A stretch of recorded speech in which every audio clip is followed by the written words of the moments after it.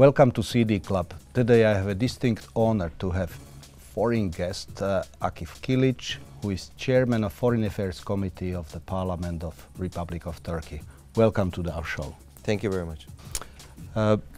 It's really an honor to have you because Turkey is not so often portrayed in our program. We had, of course, several of your previous ambassadors and other guests, but you came for a visit of Bratislava, and I'm very glad that you accepted my invitation to have a chat about our bilateral relations, but also about broader international climate, since we are neighboring Ukraine, and the war which started there in February is occupying not only our country, but Turkey is very involved in this. But before we jump into these foreign policy issues, I wanted to talk a bit about your background. When I looked at you, are truly internationalist, born in Germany, studied partly in Germany, university education in Britain. Which is closer to you, Germany or Britain? To be honest, of course, the place you're born, of course, grows in your heart, and you have a history there. I would have to say Germany, because it's basically the place where we entered the world. Yeah. But of course, in Britain, my university studies also and I started my professional career there as well. I worked there in the private sector, and I got married there. So in that sense, and my first daughter was born there. So in that sense, I have also a emotional connection with Britain. But as I was born and raised in Germany, it's sort of also the place which is very close to my heart as well. And you are still engaged in the Turkish-German Friendship Association. Yes. I'm the head of the Turkish-German, as we call it in our parliament in Turkey, a friendship group. I see. In the German parliament, it's only called parliamentary group. I see. But we call all these bilateral parliamentary groups friendship groups with all the different countries. So I'm heading that as well. Of course, we have close contacts, friends, to some extent, very close political contacts as well. So we're always engaged. And when you visit Germany, do they view you a bit that this is our person, since he was born in our country, no? Well, I can tell you, I mean, the interesting part was when I became Minister of Youth and Sports by the end of 2013, the local newspaper in my hometown in Siegen, where I was born in Germany, which is very close to Cologne, they had an article about me being appointed minister, and like you mentioned, you know, they said a person who was one of our own, who was born in Siegen, has become the minister of the Turkish Republic. Yeah. So of course there is, they do follow, these are of course the ties that you have in human senses, and it's a good thing, because they're on the same side. My hometown in Turkey is Samsun, where my family comes from. There's a lot of Turkish people who came from Samsun, who are now have emigrated to Germany, various places, and they're living there. So I have lots of my people who are from my hometown in Turkey also living and working in Germany. So there's also a connection there. As you know, Slovakia and Turkey are getting more and more, or they are knowing each other more and more, because Turkey became for Slovakia and for Slovaks one of the prime tourist destinations. Yes. There are thousands and thousands of Slovaks who enjoy spending particularly summer vacation in your country. For you, is this first visit to Slovakia, or you've been here?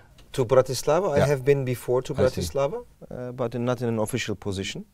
I came here during my years at university, just a quick go through from other places. So it's not my first time, but officially it's my first time. I see.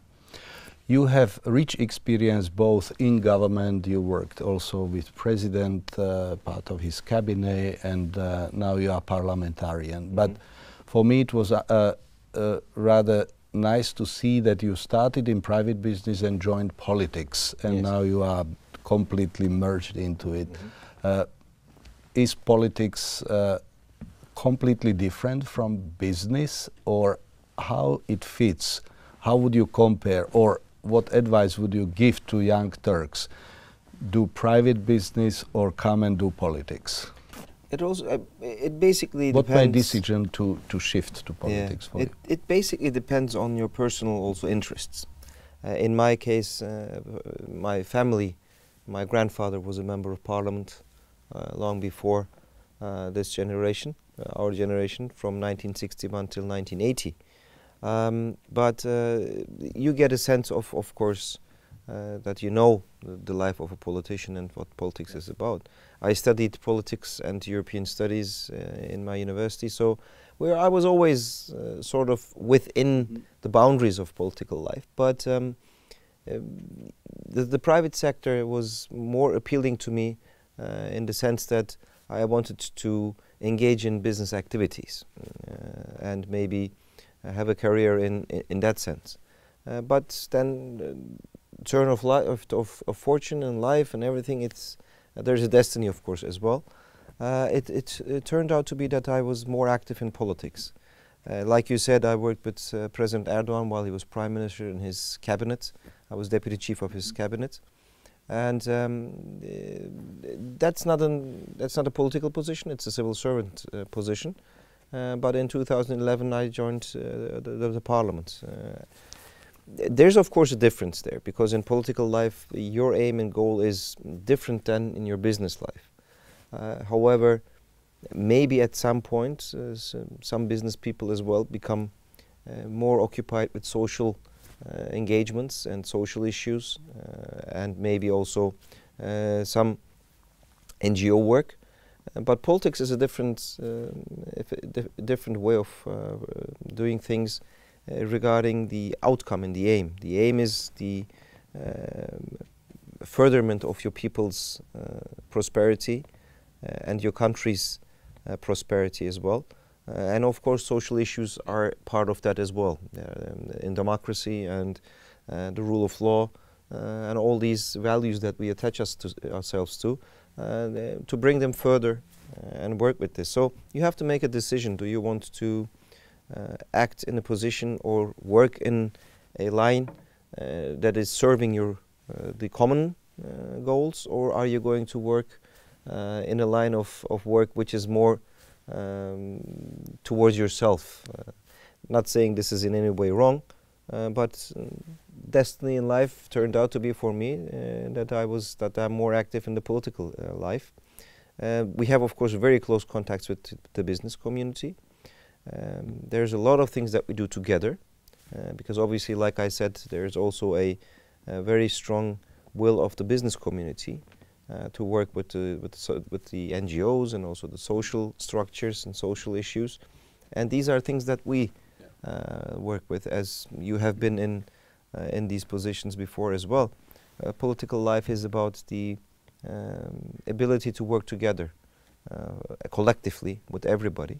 And I can say that my time in business, in the private sector, has also taught me a lot of things, because there's a difference in public service and the private sector.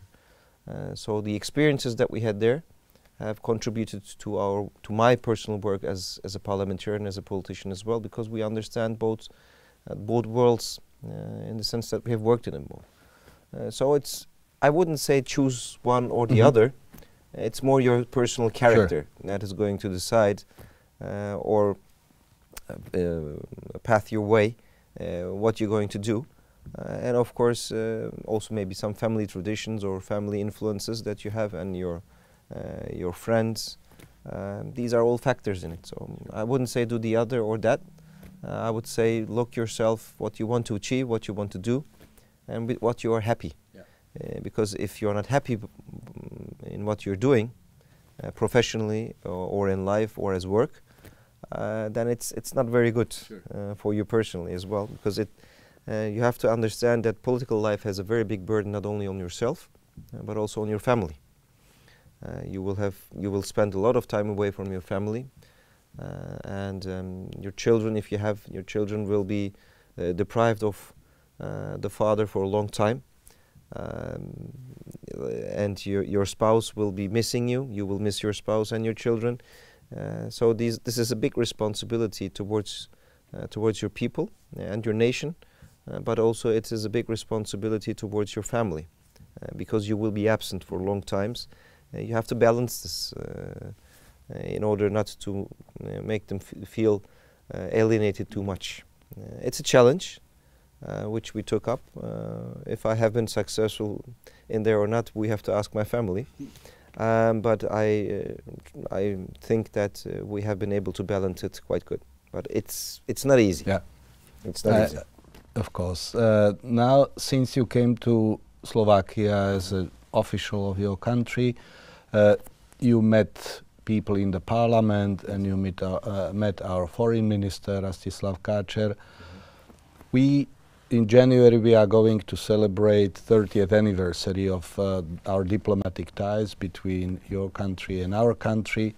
Based on your talks with partners in parliament, at foreign ministry, how would you assess generally relations between Turkey and Slovakia? Well, since you mentioned the 30 years of diplomatic relations, we had our 100-year anniversary of our parliament in 2020.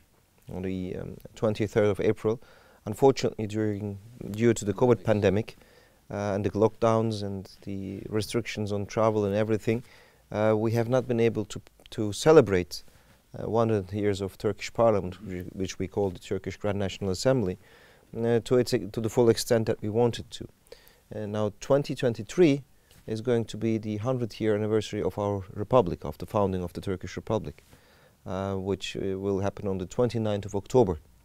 So 100 years of the Turkish Republic will be celebrated, hopefully. We won't have a pandemic, and we will be able to do so. So that will coincide with 30 years of diplomatic relations with Slovakia. I have seen that, we've talked, and there are a lot of issues that we are sharing internationally, but also locally. And there is a good cooperation. Like you said, there's a lot of your people, countrymen that are coming to Turkey for their summer vacations or otherwise vacations. But there's also a rise in business activities in different sectors. That has to increase, I believe.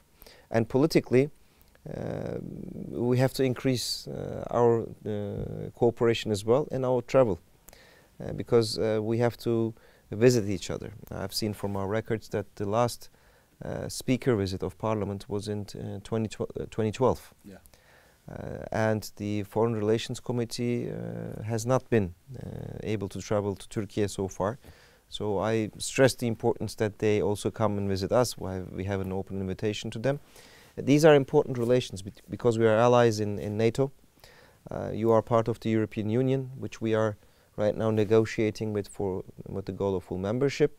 And there are issues that we have to tackle together. The recent political and international developments, as you mentioned, put a responsibility on all of us. There's a lot of things that we share. I've seen also from the meetings that we had with your parliamentarians that there are other topics that we can work together on. For example, me being a former Minister of Youth and Sports, of course you have athletes in your parliament. And they're very interested in the sports development of Slovakia. And the example that we had in Turkey, under the guidance of our president, Turkey has established a very strong sports infrastructure right now. And we are now getting the results and fruits of that work. So there's a lot of things that we can do together. You have also very good athletes in different various sports, and also different sports that we are not so good in Turkey, namely, for example, ice hockey.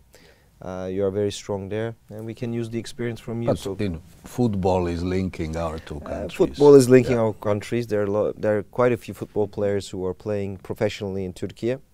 Right now, the World Cup is happening in Qatar, and from what it seems, it's going very successful, the organization as well. Very interesting results are coming in. We've seen. But Germany had some troubles. Yeah, they lost against Japan, which was very surprising. Of course, they will have to look into the reasons why that happened.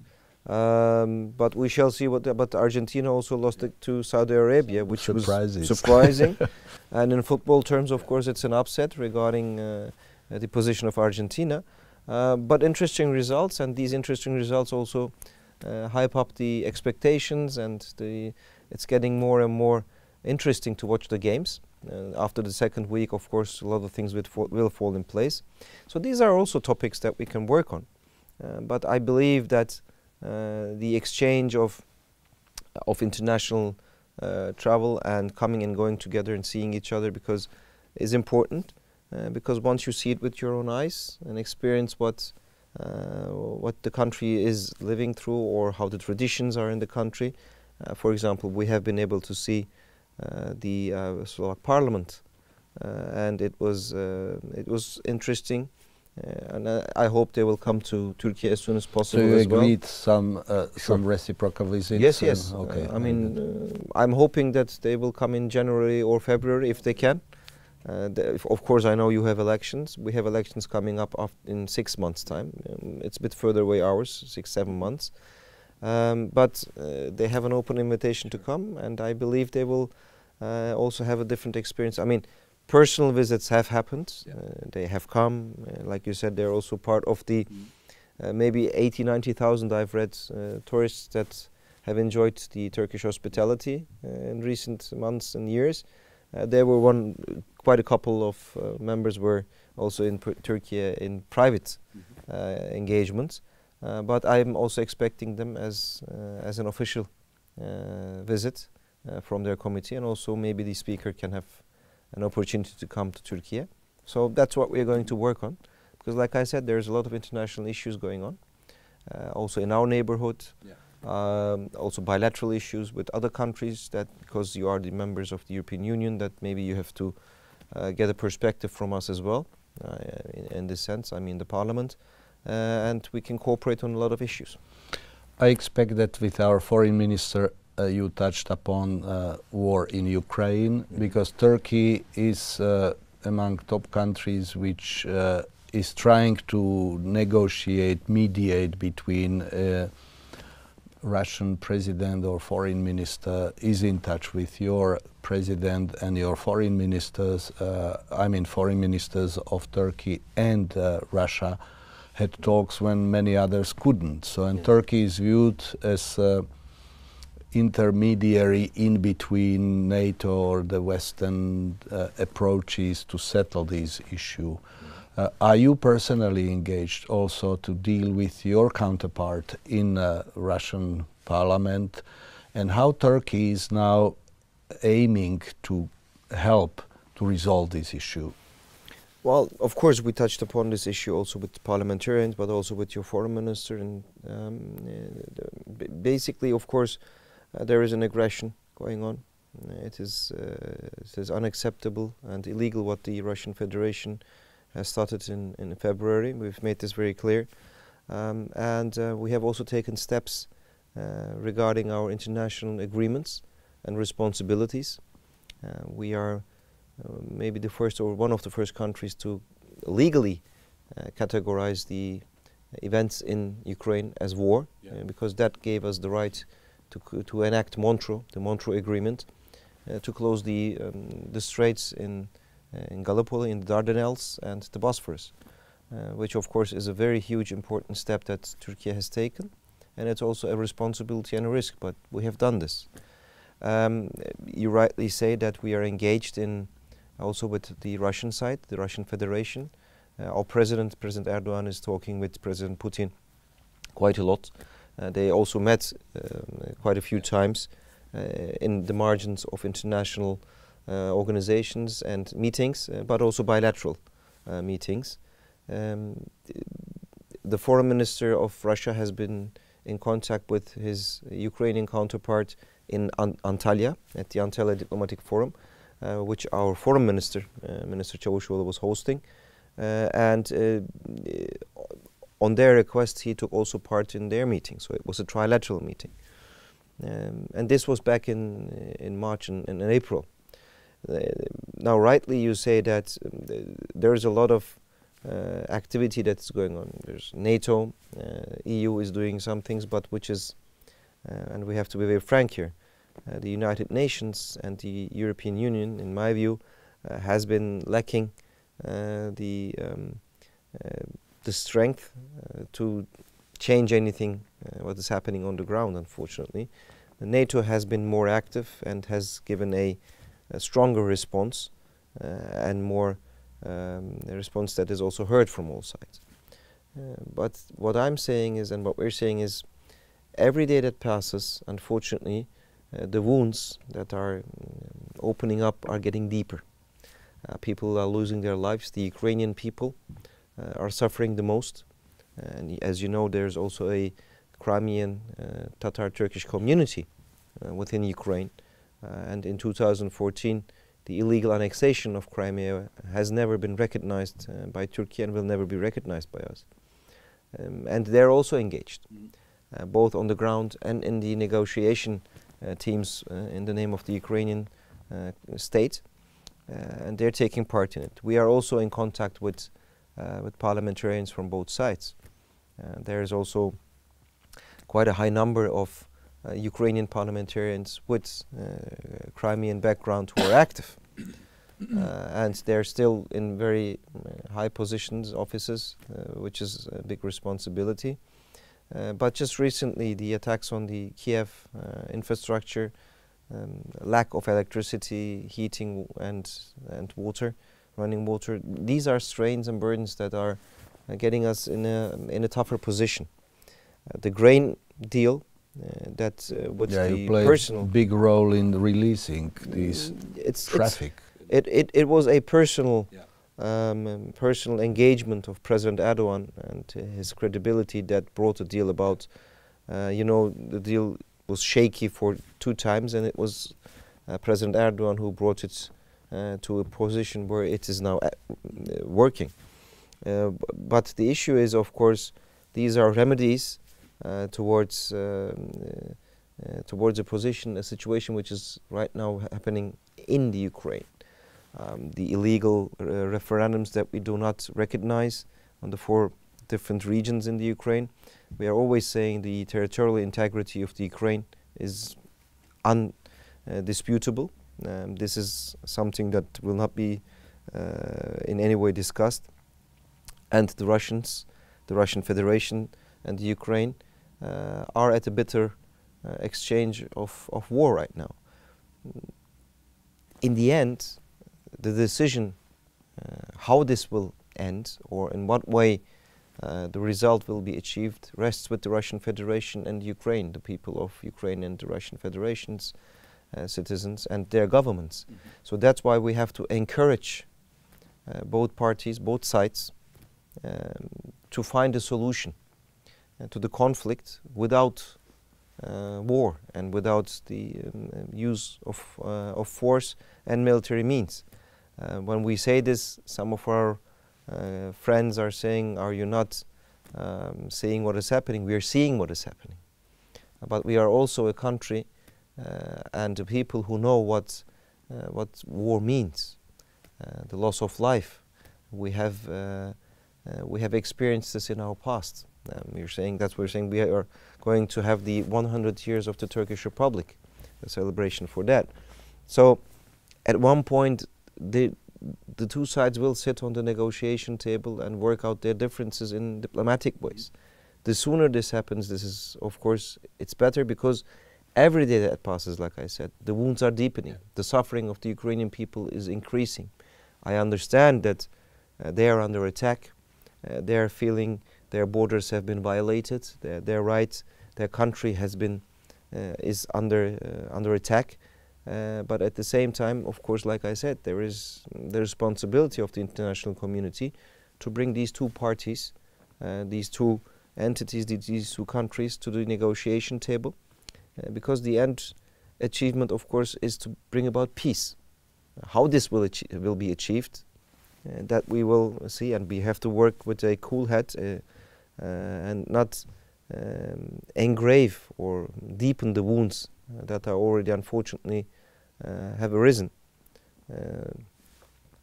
And we will do the best that we can. Have you personally visited Kiev and Moscow? We have not been able to visit neither Moscow nor Kiev as the committee yet. Yeah. As you know, the security situation and different things that are happening on the ground. But I have been in contact with my counterparts from Ukraine on different international meetings. We have met there, we have talked.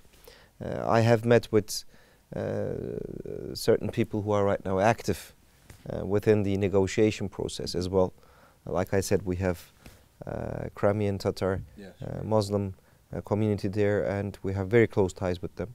Also with our Ukrainian counterparts. How many Crimean Tatars are there in Crimea nowadays? Because many of them left after annexation, or what's the situation with that? There is right now talking about numbers, of course, is hard, because not everybody knows who's where and who has maybe left the country or the area.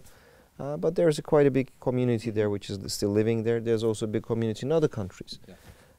But like I said, we also have been in contact with our Ukrainian colleagues in the margins of meetings in Zagreb, for example, most recently, and also via these.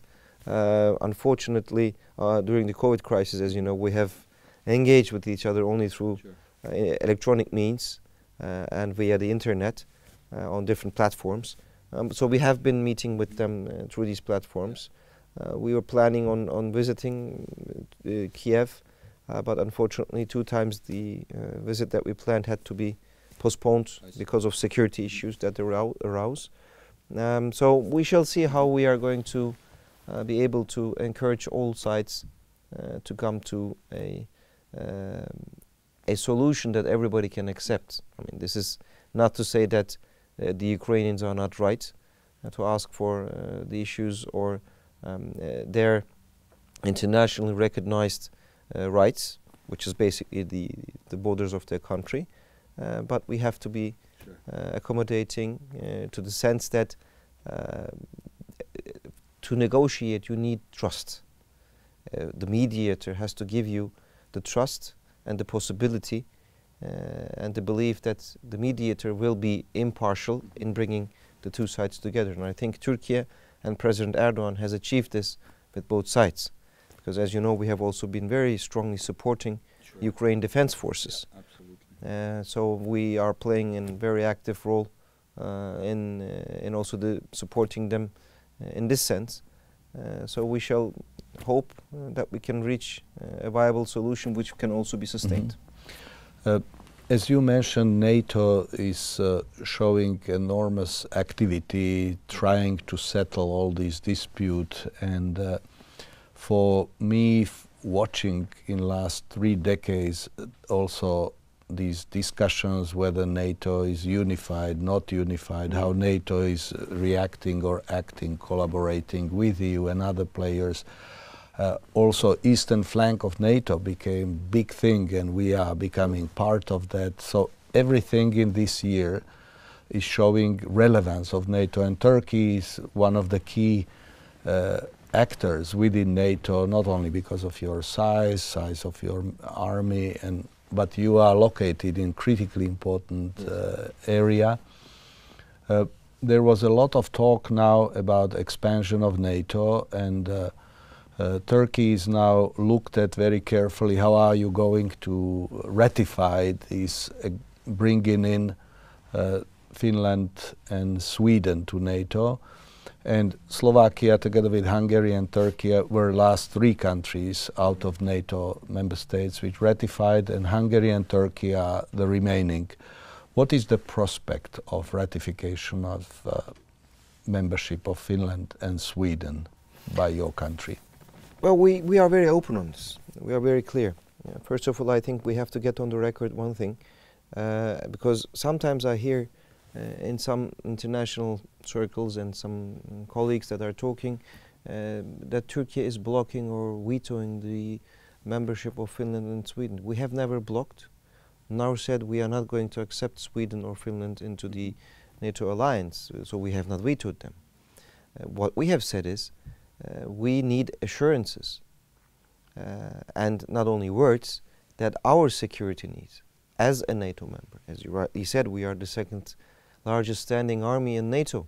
We are one of the highest contributors to the budget of NATO, and Turkey has taken part in all NATO operations since Turkey joined the alliance. So we have done our part, and we are doing our part, and we will continue to act on this and fulfill our responsibilities.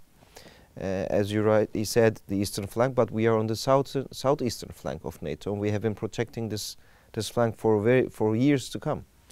The only thing that we said is that we need assurances that our security needs and threats to our security and integrity and the territorial integrity of Turkey are met. In this sense, the terrorist organization, PKK, YPG, PYD, whatever you want to, these are the offshoots of this organization. They are the same actually. And Daesh and other terror organizations, which are murderous bands and murderers, and they are committing crimes against humanity. They are unfortunately active on the southern borders of Turkey and the northern part geographically of Syria and to some parts in Iraq. So people who have been engaged in terrorism, mind you, as you know, the PKK is recognized as a terrorist organization by the European Union, by NATO and the United Nations. So there's no dispute that the PKK is a terrorist organization. There's only sometimes the dispute regarding the YPG, PYD, which we don't accept, because even the intelligence services of different countries are saying that the same people who are running the terrorist organization YPG, PYD are the same people that are also active in the PKK in its structure. So, and unfortunately some of them have been able to hide and seek shelter in Sweden and some in Finland. Now we are only saying you have to ratify your agreement that you have signed with us and fulfill your responsibilities, because in Madrid, as you know, this year in Madrid, Sweden, Finland and Turkey signed a trilateral agreement. In that agreement there is also the mention of the FETÖ terrorist organization, which is responsible for the attempted coup attempt on the 15th of July 2016. They're using various platforms to deny this and blame Turkey and slander against our government and us as the AK party members and our president. They're very active in these social media forums and other places, but we will not budge on this, and we will not give them the benefit of any kind of capabilities. However, again, some of these people, members of this FETÖ terrorist organization, were active and are active in Sweden and Finland. So basically the agreement that was signed in Madrid states very clearly that once the security needs and threats of Turkey are addressed, we will start the process of accepting Sweden and Finland into the alliance, into NATO. So in that sense, it's not in our court. I mean, if we talk about this issue in these terms, the ball is not in our court. It is in the hands of the Swedish and Finnish governments. However, I have to also say, after the election, the recent election in Sweden, the Swedish Prime Minister was in Ankara, met with our President. One of the three points that were made out in Madrid have been addressed, namely the unannounced embargo of defense products to be sold to Turkey has been lifted, is no longer in place from Sweden. So there's one thing that is clear, that is addressed. So there's 2 points remaining, like I said, and they're making a genuine effort, but an effort is not enough. We have to see that these actions are taken and the agreement is implemented, and then we will start the process. And of course we will vote in Parliament. So we as parliamentarians have to answer to our people. Like we talked in the beginning, parliamentary work is public work. Yeah. And we are responsible to our voters and our constituents and our people, our nation. So if my people, if citizens of the Republic of Turkey, soldiers and their security forces will be active in also guaranteeing the security of the Swedish and Finnish populations and their threats, I have the right to ask the same for me. I cannot explain to my people if we sign or if we accept or vote on an agreement which doesn't say that my people, my security forces are also protected by Swedes or Finns or part of the alliance. So this is very clear. That's where we stand. So as soon as they fulfill their obligations, we are ready. Now, coming to the end with our discussion, wanted to ask you a question about upcoming year. We mentioned that we will have 30th anniversary of our bilateral relations as two independent countries. You will have 100th anniversary of your republic. What do you expect, or what would you suggest that after your visit to Bratislava, talking to our politicians, Chair Mr. Kerry and his team, you agreed that they may come to visit. Yes. We will see also how domestic political calendar in your country, because elections, we will see how turbulences in our politics will result. But our two countries definitely should look at our path of 3 decades of collaboration. Yes. What wish would you have for next year we should do together to look at our 30 years journey together? Well, I think the important thing is that from a parliamentarian's sense and from a sense of Foreign Relations Committee head, that our counterparts and our colleagues come to Turkey as soon as possible, so we can host them in our country, because they have been hosting us here very nicely. They have been a very gracious host, so we want to reciprocate that. But on the same time, maybe we can have some cultural events, because we do have bilateral cultural events with countries that we are having a very important time and date for anniversaries of our relations, both politically and otherwise. So I know that there has been a lot of cultural events here as well in Bratislava or in other places of your country. So we can also have them in Turkey, in different places, to commemorate the 30th year of our diplomatic relations. And so this would be very interesting, and maybe a more deeper exchange of athletes and teams to work together. As you know, as we mentioned, there are some athletes who are active in Turkey. So an exchange between them could also increase the bilateral relations, because sports is a very positive, if you will, lever to increase the knowledge of each other. And we shall see how that works in the future. Great. Thank you very much that you accepted my invitation at the end of your journey, and let's hope that we may see each other throughout next year's festivities, either here or when I may come to your country. Inshallah. Thank you very much for having us here. A safe trip back home. Thank you.